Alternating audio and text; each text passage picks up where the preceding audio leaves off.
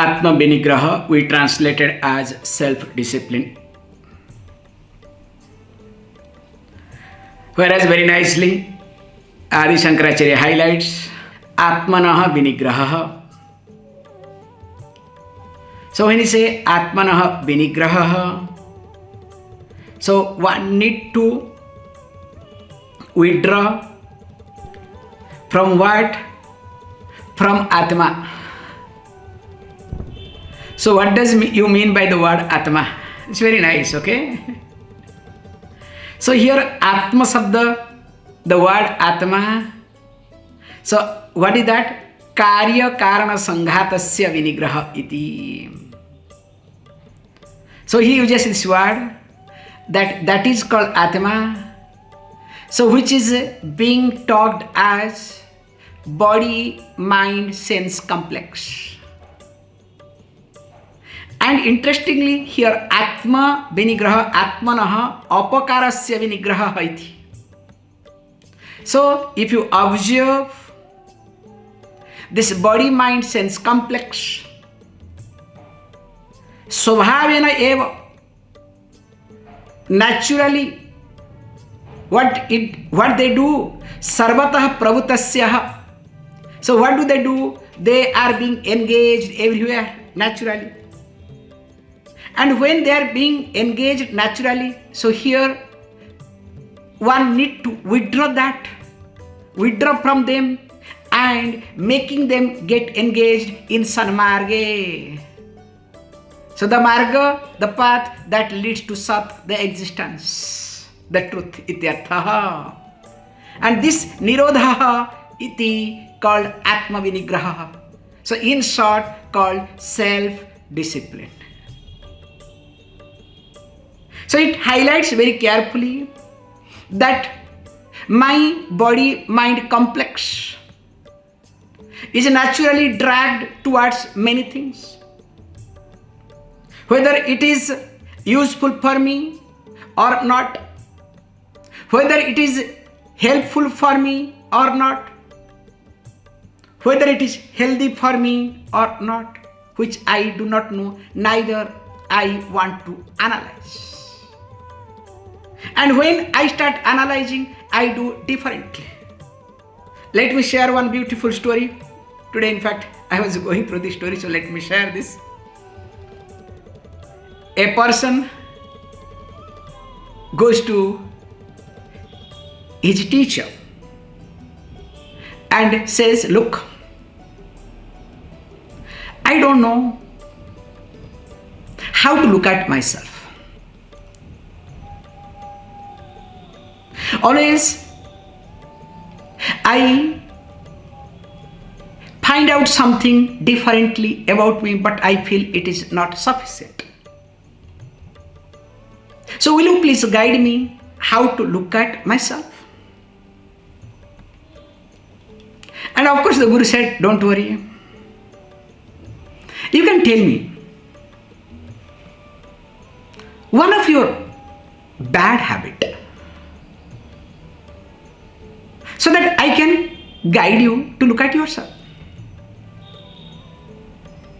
And the person answers that, look, when I try to help others, I don't know what is to be done. And moreover, that I can't handle the situation. That time Guru smiled, said, look, whatever you said, you did not say bad habit of you. You highlighted good habit of you. Hey, I wanted to know what is your bad habit, not good habit. Do one thing. Now you go to a person who criticizes you, who is critical of you. And when you go to a person who is critical of you, and whatever that person says, you listen to it, reflect to it. If that reflection creates worries and anxieties, those words penetrates in you, that means that is you.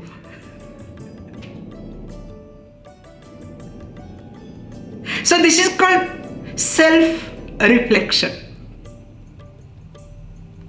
And this Atma Vinigraha can happen when there is self-reflection. And interestingly, self-reflection is exactly like looking at mirror. Observe yourself this point. Self-reflection is exactly looking at mirror. When you look at your mirror, that too leisurely, how do you look at? If you consider that you are beautiful or handsome, only you look at this beautiful or handsome aspect of yourself. Have you not observed? Child goes, boy child, okay, with the muscles. Girl child with lipsticks. Because which aspect the child relates comfortable, only that aspect being seen through a mirror. At the same time, suppose you have some type of, let us say, spot, disease or whatever. You don't like one spot to be here, that spot is here. What will you do? So in the mirror, which spot will come to you first? In fact, in the mirror, you will never see the face. Only you will try to say, oh, today is good. Oh, no, bad. Oh, it has become more. What to do, what not to do. Can you see this point?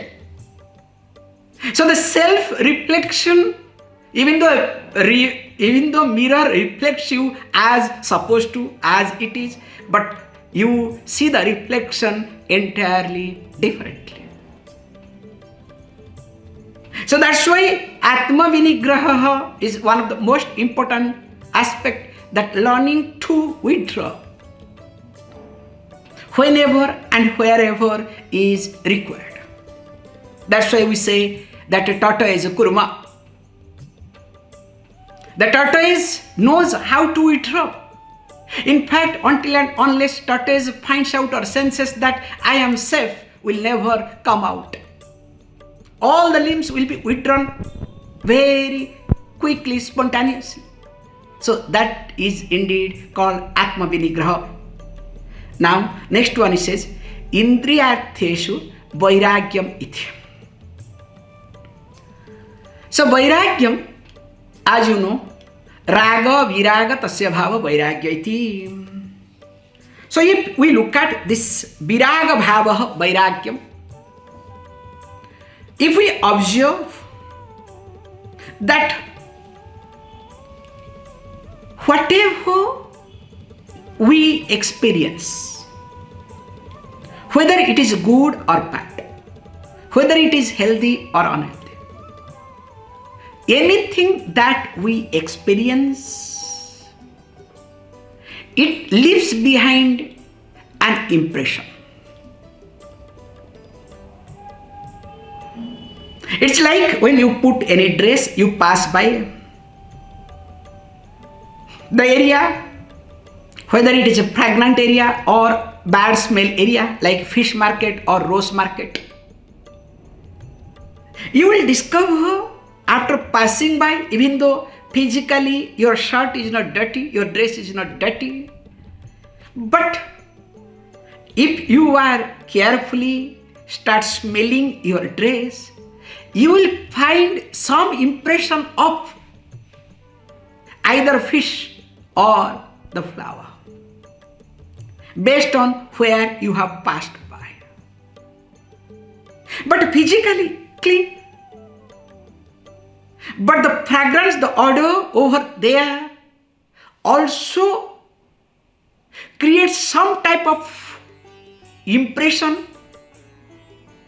some type of superimposition is there, and which you can feel. Many people cannot find out, okay? They will stink, but they'll say, no, I don't smell. That's another level, okay? However, here we say how the dress can observe the surrounding, not only observes also. What to talk of mind? So mind, and including here all sense organs, do not only observe, while observing observes the gunas of padarthas, gunas of objects. That's why wherever you are, those objects will definitely have deep impact in your sense organs and mind too. I remember very popular example that we give traditionally. A lady who was selling fish regularly passes by. One day, suddenly this cyclone came, hurricane came, did not know what to do, then had to take a shelter in one place. And that place was none other than a person who sells flowers. Now what to do? So now evening started raining, and the lady was feeling uncomfortable, kept this fish thing, whatever, outside, because it's a flower, so why to spoil the house? Then stayed there. So when night came, because there is no other choice to go out, continuously going on, then the house owner said, "You better stay here, don't worry." And the lady lied down to sleep, but was not able to sleep. So why was not able to sleep? Because nice fragrance. The lady is always acquainted with the fish smell. Now when jasmine, rose and different flowers fragrance is there, the lady is not able to sleep. Now doing this side, that side, and of course owner could understand. Asked, "Don't worry, bring your things," without knowing that, because of this thought, maybe because valuable things has kept outside, maybe feeling uncomfortable. Bring that inside and sleep.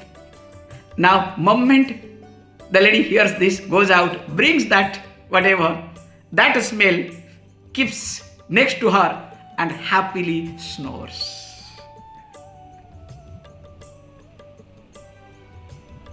This is a traditional example we give, and there are many psychological examples we all have. Let us not get into that. So in short, that when my sense organs come across any sense objects, leaves behind some type of impression. So that impression can be raga, can be dvesha. And today what is raga? Raga means that I like, I am fascinated, I am attracted. And opposite is dvesha, I don't like, I hate. And interestingly, what I like today, what is ragam, need not be ragam all the time. Tomorrow it can be dvesham. Or today whatever is dvesham need not be dvesham. Tomorrow it can be ragam too. That's why Puja Swamiji used to say, "I love you." Later on, "I allow you." In Italian language we say what? Amore amara. It's not Italian, it is Sicilian, okay? So in every language we do have this sort of expressions. So in short, when I come across different situations, whether people related to situation, people or object, it creates some type of impression in me. Now, how I filter that impression, that is most important aspect. And if I do not follow the previous values called Atma Vinigraha, then what will happen? My filtering capacity definitely will be, let us say, supported by my discipline. So the way I am, accordingly, my informations will be addressed. And that's what here he highlights. Indriyartheshu vairagyam. So let there be viraga bhava. So that means I do not give that much credit, that much value to the impression that is left behind. Because whatever is good, I consider is not good all the time. In fact, when we were studying in universities,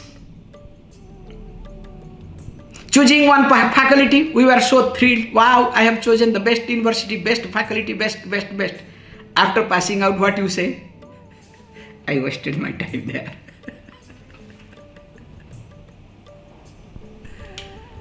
The first job, first love. Hey, don't smile, okay? I can catch all of you, okay? So everything first. What happens? You know better. So in short, that my sense organs keeps moving based on impressions. That's why what I do, I keep, or I feel like keep doing. And the best example would be driving.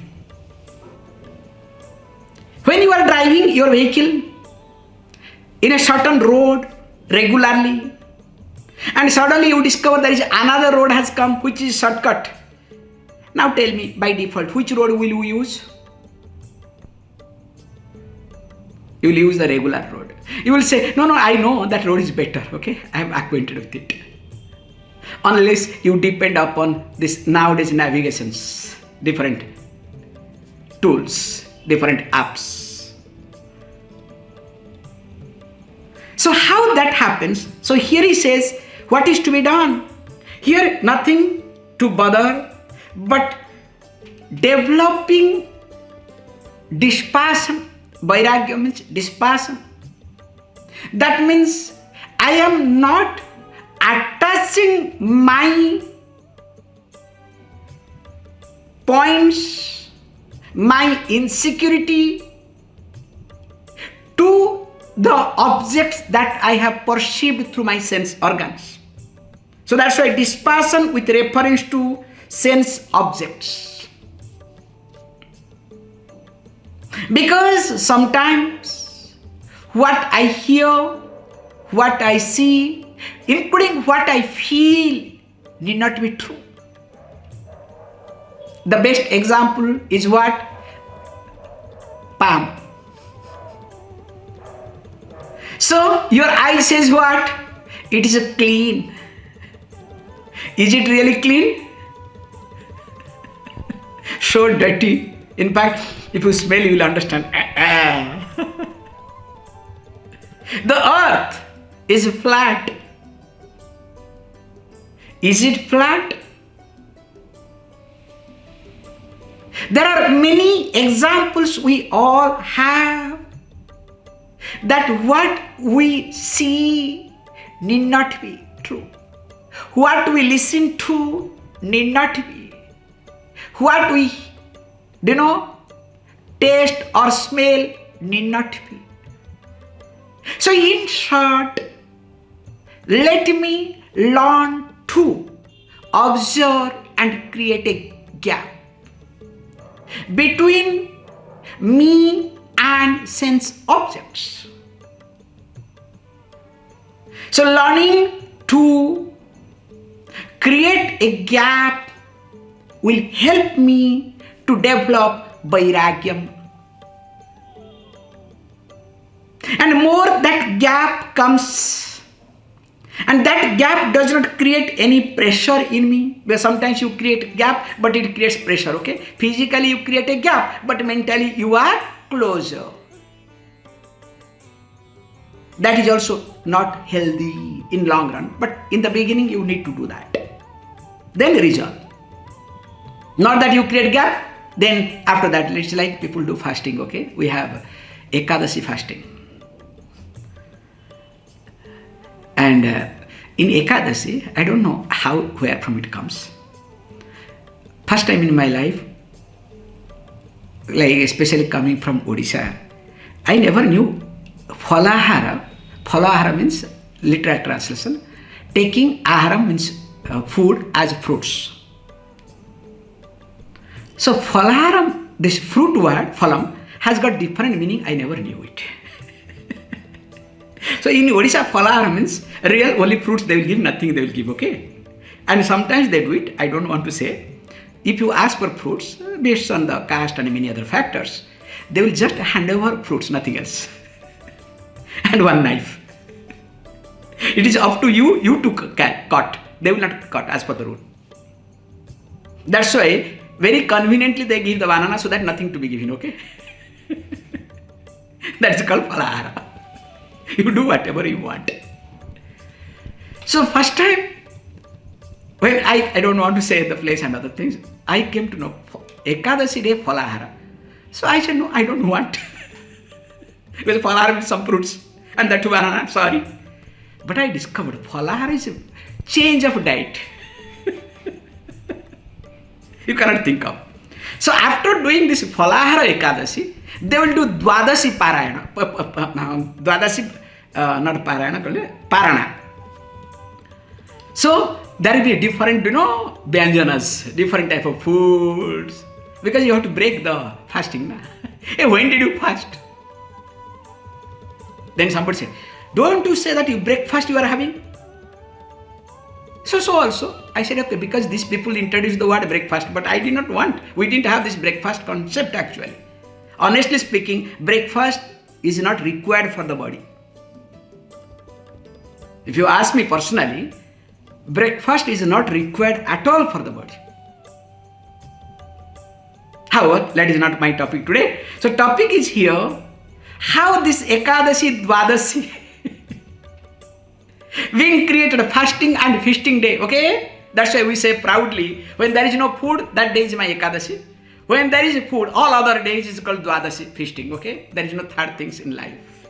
That is called attitude we have. So here he says, Indriyartheshu vairagyam. So developing vairagyam, cultivating vairagyam, not practicing. Or you can say learning to create a space between the sense object and sense organs without any pressure, without creating any pressure. Whereas if you allow the pressure to build up knowingly or unknowingly, then you will go for Dwadasi. Then if you do Dwadasi, then what is the purpose of Ekadashi? You understand? So managing that is the most important thing. But you may say, it's not that easy. Because how can I do that? That's why the next line says, Anahankara evacha. This can be possible when I start looking at my ahankara. So that means that anywhere and everywhere this ahankara bhava iti anahankara. So ahankara abhava.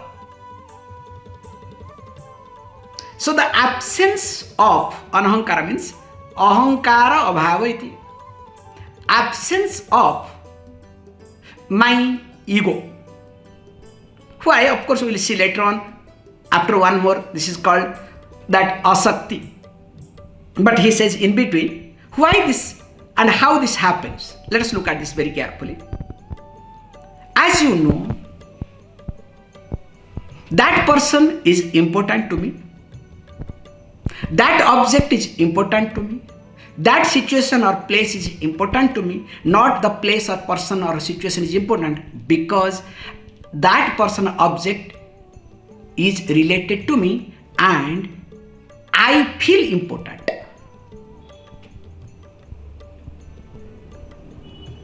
If I don't feel any importance with reference to a place, object, situation or by that person, will I give importance to that person, situation or object? I'll give you a beautiful example, live example recently, 2 days back. In Odisha, one officer was caught by this crime branch people. And they have got just some 460,000 euro cash. Indian rupees, okay? Okay, just 4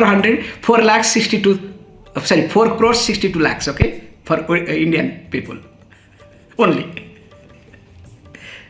After that, don't ask me further, okay?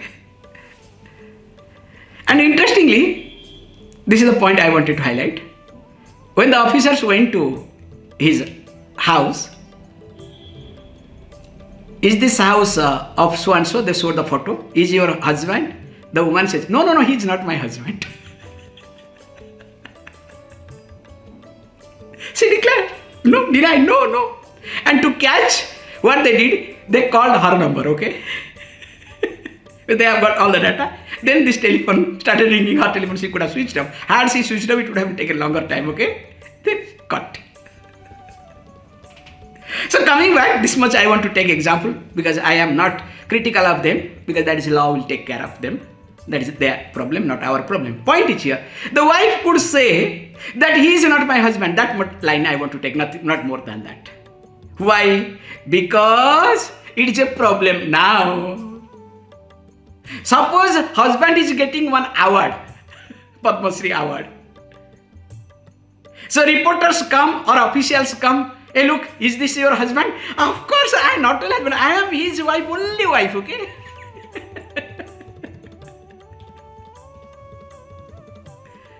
How this happens? So that is what is being highlighted here, that ahankara means ego. What is that? We'll be seeing in details, of course. Plays role everywhere.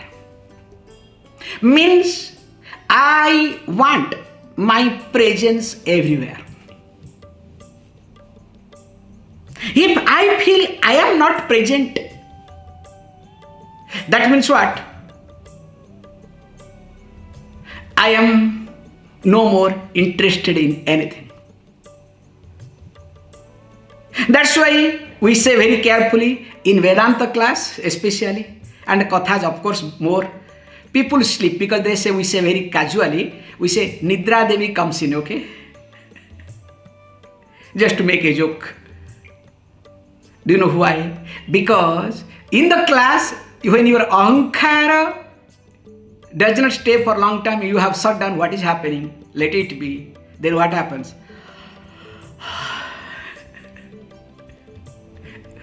You sleep. That's why I am asking all of you to keep your video on. Because I don't know what you'll do. And the worst part you'll do, I'm just talking, you'll pause and go away, okay? So poor Swami is keeping the mouth open. Then after that, when okay, because life going on, over. So in short, I need to look at my ahankara. And how this ahankara becomes stronger. And how it functions, that we will see tomorrow.